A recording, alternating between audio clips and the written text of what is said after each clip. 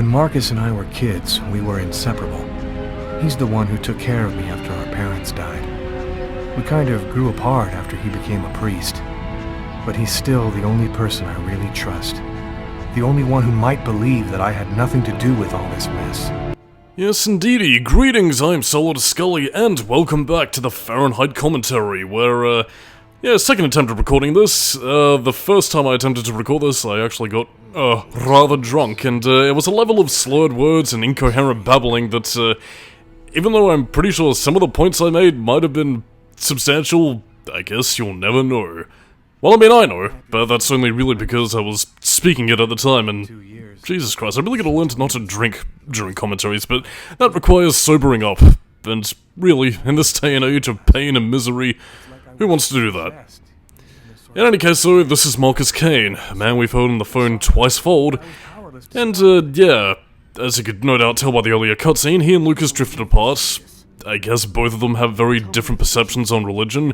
What exactly turned Marcus towards the faith, we never actually find out. I suppose he probably had more of a spiritual bent in his life, whereas Lucas, given his reading material on, Nietzschean philosophy and, a lot of sobering tomes, as the earlier Tempest novel was of to speak. Yeah, basically he's pretty much at a bit of a crossroads here. In this case, what you can do with Marcus is that you can either choose to reconnect with him here, or just completely break off contact, the entire precipice of which Marcus being potentially the only person that Lucas can rely on in regards to his sticky situation, Ari, being possessed and murdering some people. I am kind of talking over this, but, understandably, Marcus doesn't exactly believe, well, kind of counterintuitively, really, but then again, I suppose, even for, priestly people who do have a bit of a spiritual angle in terms of their religious beliefs, would probably find it hard to believe that, possession is, believable, really.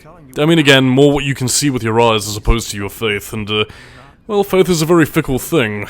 It's a little bit difficult to believe in phantoms unless, of course, you've got, direct experience, or you really are just sort of experiencing some weird shit that you really can't explain, and that to anybody else you'd just look fucking crazy with, really. But, either way, this being a video game, and obviously we know that something supernatural is going on, it's here where you pretty much need to work to try and convince Marcus, or, pretty much get to the appropriate dialogue choice to, just have him be on your side, really. There is an option that does come up a bit later in the game, which I believe does affect something a bit later down the line. What that is, I'll talk about when we get to it, but I've never turned Marcus away in any of my subsequent playthroughs, really. I did play through the game a couple of times, but it was only really to see what specific choices changed, but as for what happens if you choose to reject Marcus right here, I'm not too sure. What happens if you do choose to reject Marcus is that basically Lucas says, "Fuck you, I never want to see you again," and, you pretty much miss out on getting a potential extra goodie in terms of the actual gameplay of this supposed video game. Or as David Cage prefers to call it, the interactive drama. Emotion. Oh, whatever the hell video games are these days. Oh, what it would eventually evolve into.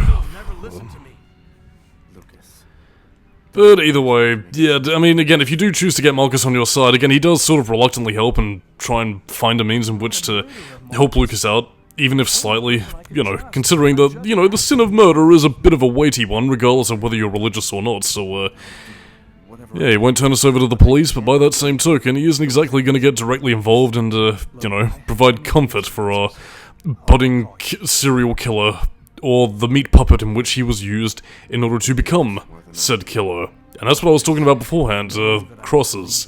They pretty much function as your extra lives in this game. Not necessarily extra lives in the traditional sense of you die and restart again, but more or less, less extra lives and more hit points, really.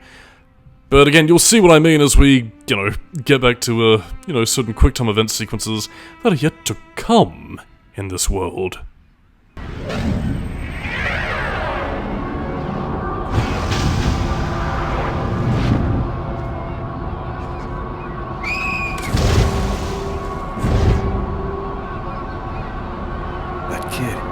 He's gonna slip on the ice. I've gotta stop him.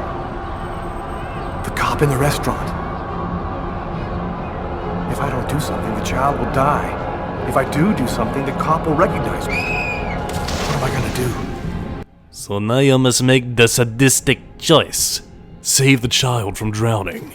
Or, just run away.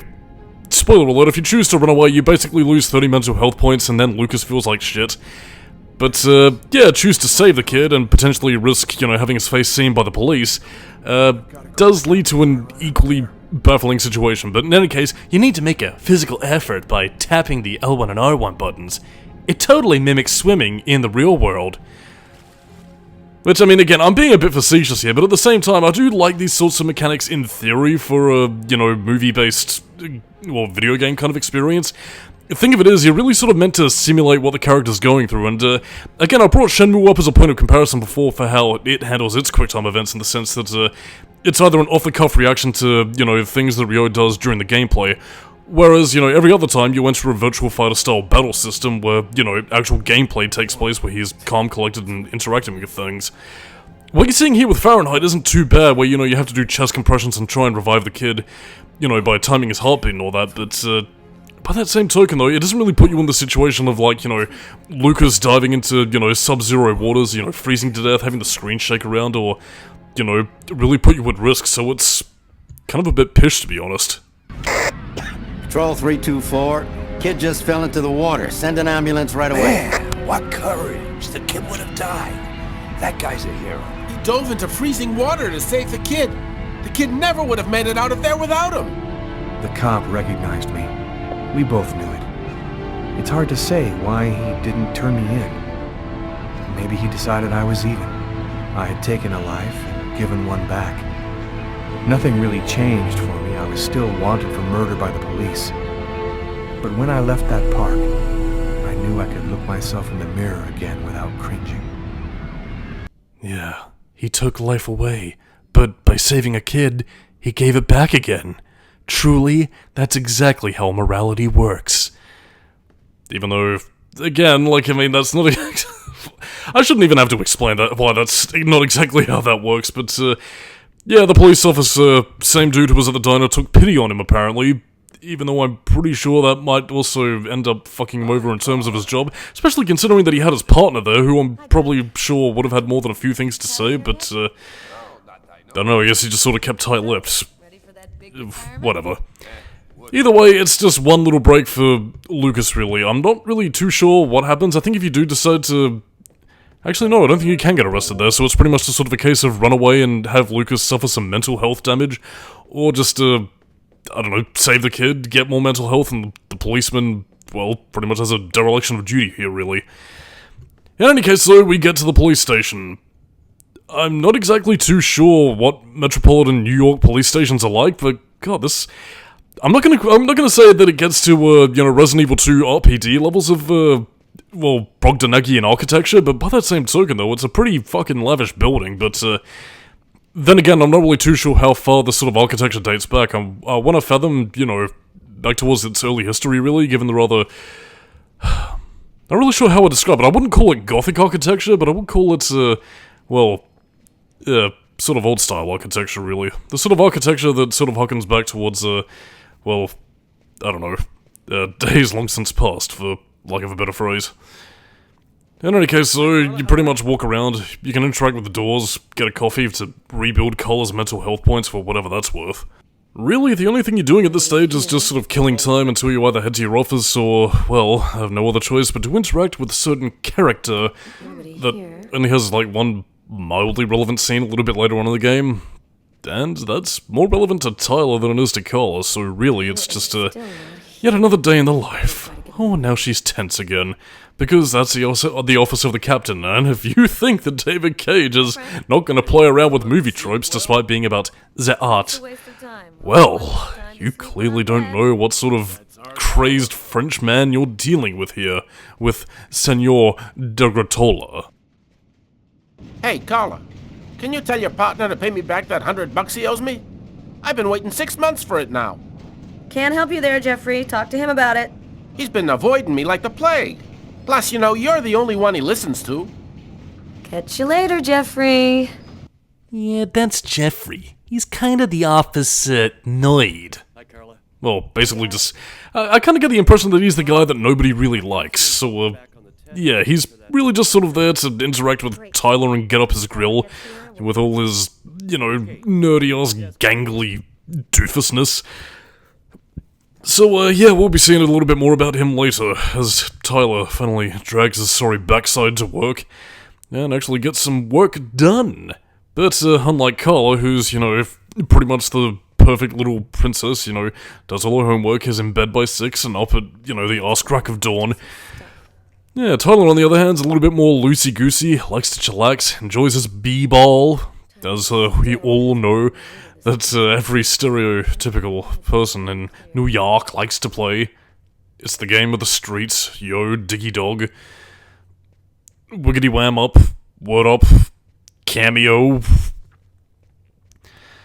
In any case, so, all that aside, you do at least get to have a few playful interactions with, you know, some of the stuff on Tyler and Carla's desks. In her case, in lieu of basketball, what Carla finds interesting is a yo-yo. If you're playing on modern consoles at this stage, I believe this also nets you a trophy if you pretty much do the whole up and down, round the world, and walk the dog, I think are the 2 moves that she does in this thing.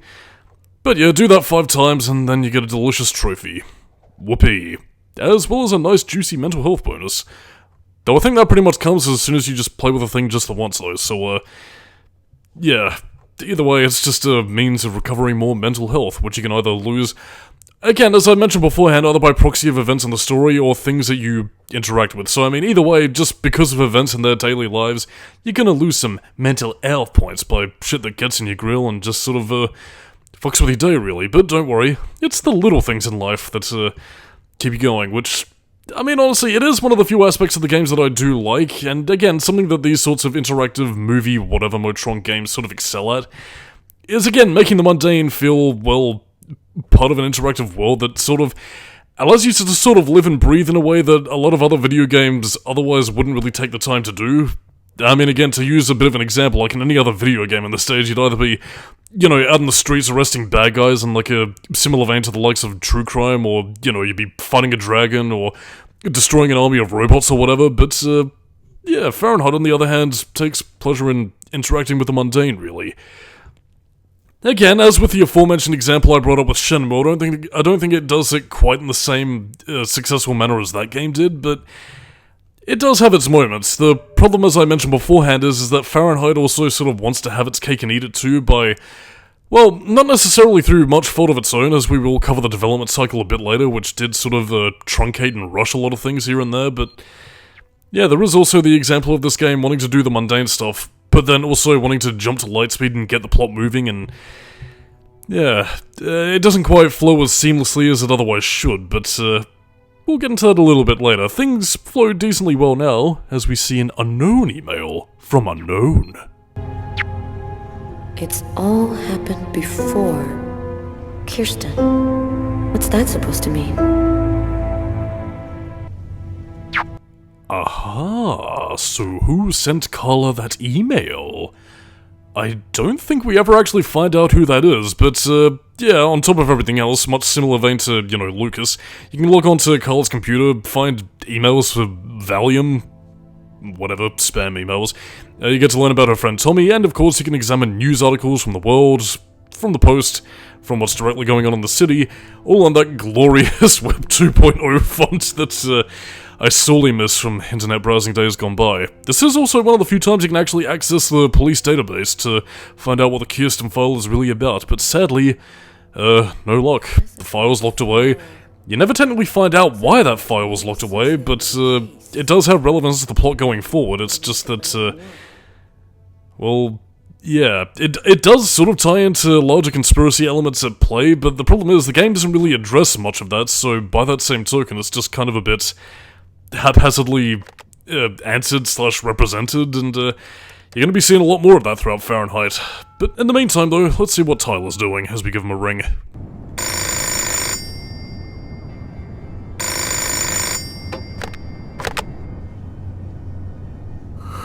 Yeah? Know what time it is? Oh, shit. Get a move on. The waitress is coming this morning to flesh out the composite on the killer. I'm on my way. Poor poor Tyler, I can relate to that. Actually, but second thought, no, I can't relate to that. I don't have a beautiful woman with me in bed. Oh boy, how things would be different if Solidus-Skully had that.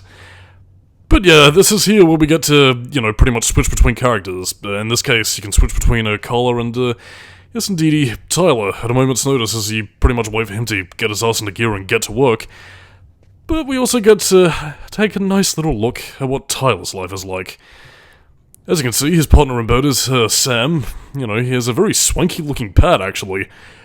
I mean, again, I would call it stereotypical, but I kind of dig Tyler's decor. Like, I mean, again, the 70s funk and, you know, lava lamps kind of thing.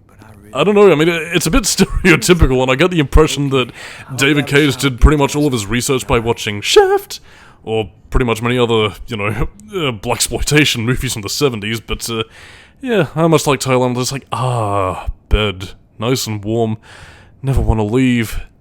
And I mean, honestly, I mean, if I had, you know, if I had a lovely lady in there, I wouldn't want to leave even more, so, yeah, let's proceed to not do that, and, you know, just remind our partner that we love her so tenderly. But yeah, this is also yet another thing that can boost Tyler's mental health, so again, it is clear that he and Sam do have a very loving relationship, even though it doesn't quite get as much focus as it otherwise really should, and again, that's really Tyler sort of getting the short end of the stick. Not that his stick is going to be getting the short end here, as you can choose to indulge something for 5 minutes, or maybe more. I thought you were in a hurry. Hey, I always got 2 minutes for you, babe. Only 2 minutes? And if that little fade to black was there to tell you anything, well, yeah, discretion shot, as you're going to be seeing quite soon, but, yeah, either way, it is highly recommended that you do that. Well, first of which is there to show that you appreciate your partner, you know, both in physicality and in emotions, but in turn also, well, you know, Tyler gets a big mental health boost in gameplay. So everybody wins!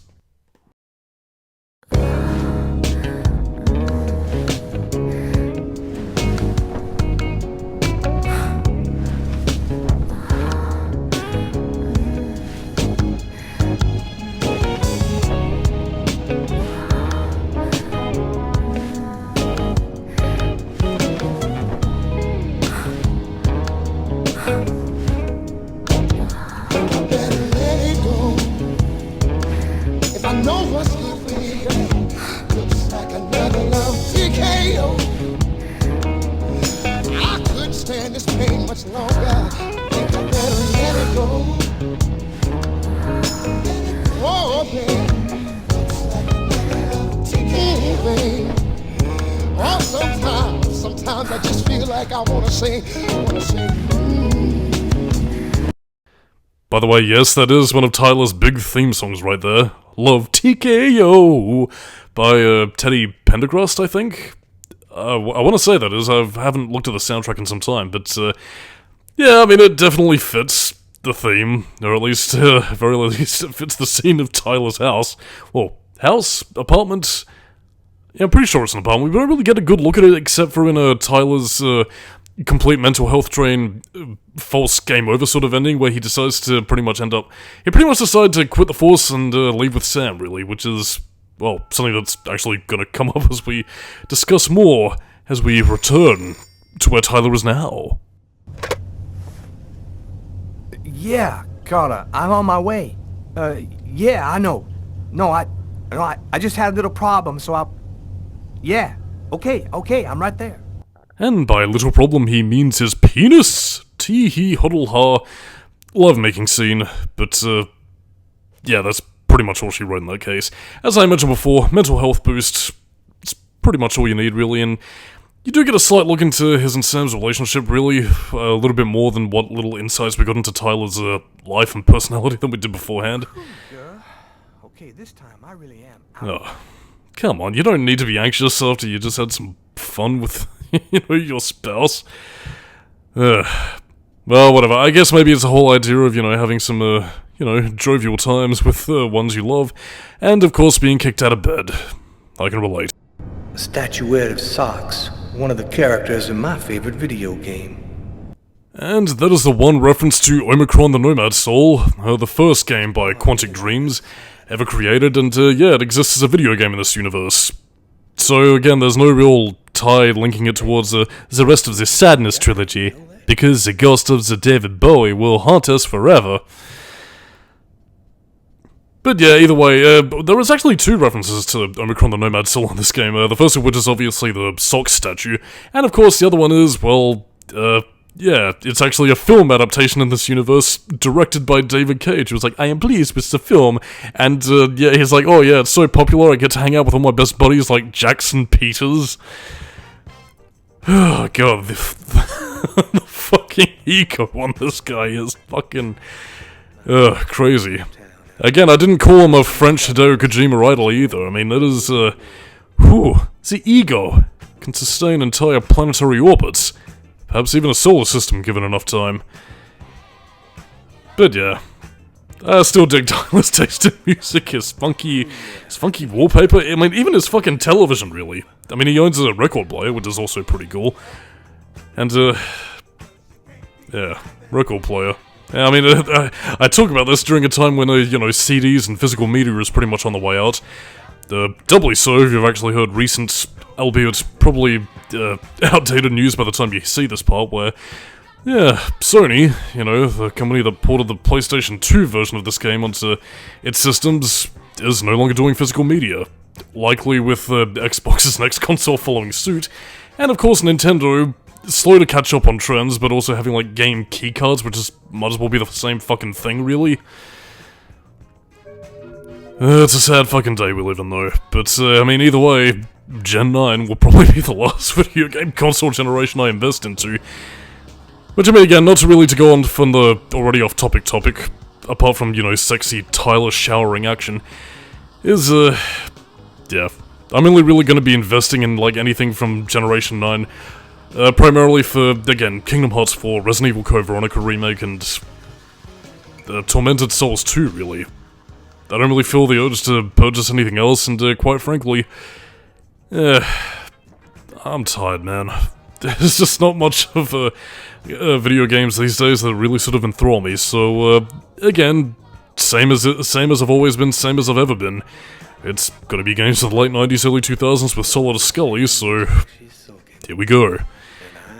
In any case, this is where we start to delve into Tyler and Sam's relationship, and their one big, lover's spat, really. Which does seem like a bit of a non-issue, really, since I don't really go into it, but I'll let you judge for yourself. Just take a listen. Go back to bed, Sam. You're gonna catch your death of cold like that. I'm not cold. Oh, look, Sam, please don't start. I got no intention of dying today. I'm sick of living in fear like this. Every morning I'm terrified that something's gonna happen to you. I know how you feel, Sam. You just need some time, that's all. I don't like to see you like this. You know that, baby. Well, what if you quit? We could move to Florida and take over my parents' store. We'd have a normal life. We could have a baby. I'm just not made for that kind of life, Sam. I've been around too much violence all my life to go live some kind of normal life like that. I know you love me, babe. So try to understand me, too. I mean, there's not really... I mean, I can sort of understand what they're trying to go for here, but they don't really play out the whole idea of Tyler's, you know, his background, you know, growing up in a, you know, a violent sort of lifestyle, that how it really affects him in his day-to-day life, because, I mean, he seems to have a fairly stable relationship with Sam as is. And again, he seems, you know, pretty laid back, like he'd pretty easily settle into a normal life, so... It's just a plot point that sort of creates artificial tension for a decision made way later in the game, where, much in the same vein as the fake-out game overs are a failure of the game designer ending, you can either choose to, you know, leave with Sam to Florida, and, you know, enjoy a nice lifestyle away from the snow and, you know, all that sort of thing, or you can pretty much have Tyler stay and pretty much thoroughly tank his mental health, at which point you never see him again, so... Yeah, that's part of why I said that Tyler's, character kind of gets the short end of the stick here, really, which is a bit of a shame, because, I mean, again, despite David Cage really not knowing how to write for, minorities, as you can no doubt tell by his very stereotypical, if kind of cool pad, again, I really like Tyler in this game. He's a cool dude, and, Kinda makes me sad, to be honest.